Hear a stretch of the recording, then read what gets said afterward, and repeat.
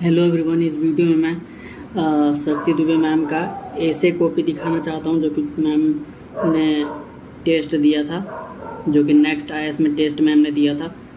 ऐसे इसमें किस तरह से मैम ने लिखा है वो मैं आप सबको पढ़ के दिखाऊंगा। तो आप लोग वीडियो अच्छा लगा लाइक कीजिएगा, मेरे चैनल को जरूर सब्सक्राइब कीजिएगा। तो सेक्शन ए का 4 ऐसे आता है। सेक्शन ए में उसमें से आपको एक लिखना होता है, और सेक्शन बी में से 4 ऐसे आते हैं, उसमें से एक लिखना होता है। टोटल 8 एसेज आते हैं, उसमें से 2 लिखना होता है।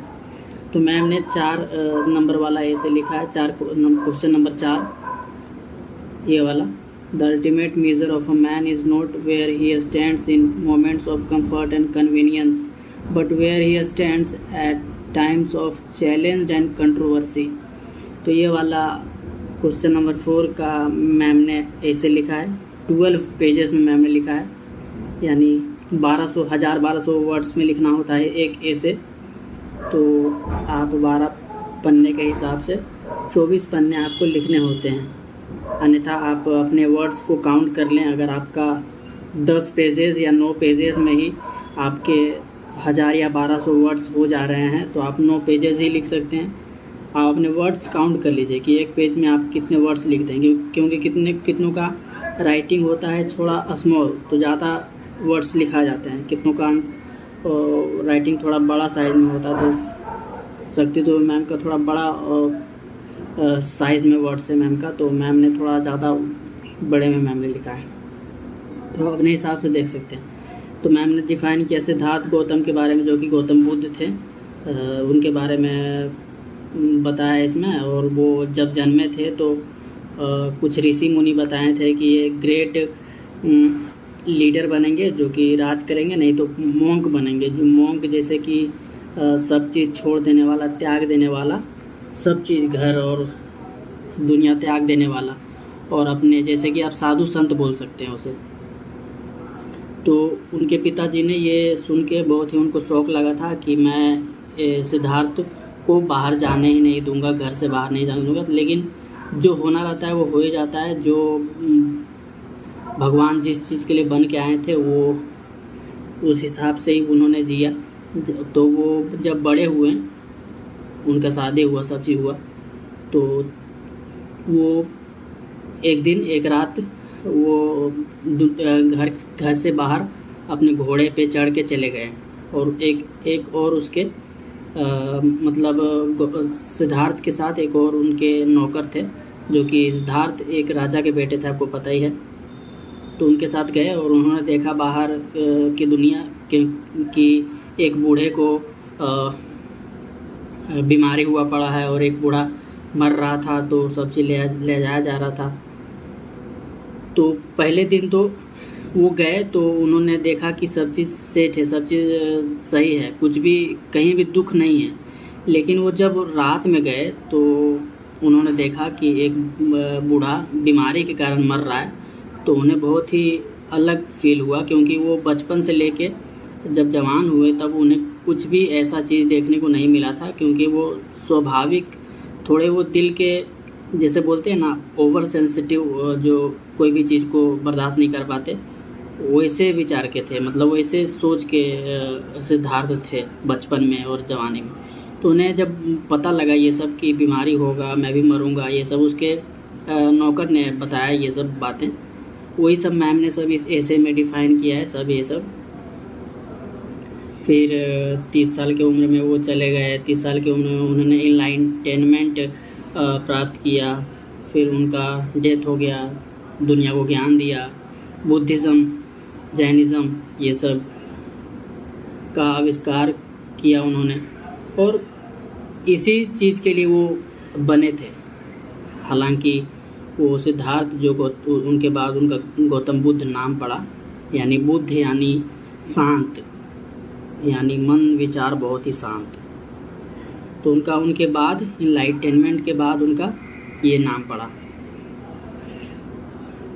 तो उन्हीं के बारे में मैम ने पहले डिफ़ाइन किया इंट्रोडक्शन में। फिर मैम ने जो थोड़ा बहुत करंट अफेयर्स होता है वो ऐड किया है मैम ने, जैसे कि विराट कोहली के बारे में। Virat Kohli T20 world cup जीते तो वो उन्होंने क्या बताया, इंटरव्यू दिए थे फिर राजा राम मोहन रॉय, ये सब जो कि सती प्रथा को हटाए। सती प्रथा में होता था कि जब एक औरत का पति मर जाता है तो सती प्रथा में पत्नी को भी उसी के साथ जला दिया जाता था ज़बरदस्ती। तो राम मोहन रॉय ने, आपने पढ़ा भी होगा मॉडर्न हिस्ट्री में, इस चीज़ को हटाया। और अगर पति मर जाता है तो उस पत्नी का दोबारा शादी होगा, तो उसी को मैम ने डिफाइन किया वीडो रीमैरिज। तो और भी अपर कास्ट मेंबर्स, ये सब मैम ने डिफाइन किया बहुत अच्छे से। मैम ने एसेस को लिखा है, इनके एसेस को आप पढ़िएगा तो आप एसेस को अच्छे से समझ पाइएगा, लिख पाइएगा। जितने एसेस आप लिखिएगा उतना ही अच्छा आप कर पाइएगा, क्योंकि जितना प्रैक्टिस करें, कोई भी चीज़ का प्रैक्टिस करें, जिसमें ज़्यादा टाइम दे उसमें आप परफेक्ट हो ही जाइएगा। तो ऐसे में आप मेहनत कीजिएगा ज़्यादा से ज़्यादा, तो आपका ऐसे, एथिक्स और ऑप्शनल ऐसे टॉपिक्स हैं जहाँ से अच्छे खासे मार्क्स स्कोर किए जा सकते हैं। तो मैं एक ऐसे दिखाऊंगा, एक एसेस 12 पेजेस में दिखाऊंगा और दूसरा एसेस का वीडियो मेरा कल आएगा। तो दोनों एसेस मैं आप सबको नहीं दिखा सकता, आप स्टॉप करके देख सकते हैं, नहीं तो आप गूगल से डाउनलोड कर सकते हैं शक्ति दुबे मैम का नोट्स, शक्ति दुबे मैम का ये आंसर कॉपी ऐसे का, जो कि मैम ने नेक्स्ट IAS के कोचिंग सेंटर में मैम ने दिया था। जो ओरिजिनल वाला होता है, जो मेन एग्ज़ाम में लिखा जाता है, वो वाला किसी को नहीं मिलता है, क्योंकि वो चेक होकर रद्दी के भाव बिक गया होगा, नहीं तो रद्दी में चला गया होगा, वो किसी को नहीं मिलता है। जो मैम ने टेस्ट दिया था कोचिंग्स में, वही सिलेक्शन जिनका होता है उनके कॉपीज़ को जारी किया जाता है। उनके कॉपीज़ से और स्टूडेंट्स सीखते हैं कि किस तरह से आंसर्स लिख सकते हैं। तो आप भी इनके आंसर से सीख सकते हैं, जैसे कि मैं भी सीख रहा हूँ, आप भी सीख सकते हैं। तो कोई भी पेट से सीख के नहीं आता है, यहाँ ही सीखना पड़ता है सब चीज़। तो आप टॉपर्स को देखिएगा, टॉपर्स के बात को सुनिएगा, टॉपर्स के आंसर्स को देखिएगा, टॉपर्स किस तरह से प्रीलिम्स का एग्ज़ाम निकालते हैं, टॉपर्स किस तरह से मेंस का एग्ज़ाम निकालते हैं, टॉपर्स किस तरह से इंटरव्यू में परफॉर्मेंस करते हैं। तो जो किए हैं उनकी बातों को फॉलो करें, जो नहीं किए हैं उनकी बातों को फॉलो नहीं करें, क्योंकि फिर बेकार है। जो किए हैं, जो सक्सेस हुए हैं वही सही बताएंगे, वही उनकी बातों को फॉलो किया जाता है। और हर कोई जो सक्सेस है उन्हीं की बातों को फॉलो भी करता है, जो भी करते हैं फॉलो, उनकी बात कर रहा हूँ मैं। और फालतू लोगों की बातें नहीं सुनना है कि इस तरह से करना, उस तरह से करना, उनकी बातों को बिल्कुल नहीं सुनना है। जो सक्सेस हैं, इस एग्ज़ाम में सक्सेसफुल हैं, उन्हीं के एग्ज़ाम को, उन्हीं के थाट्स को अपने हिसाब से, और जो आपको अच्छा लगता है वही करें, जो आपको समझ आता है।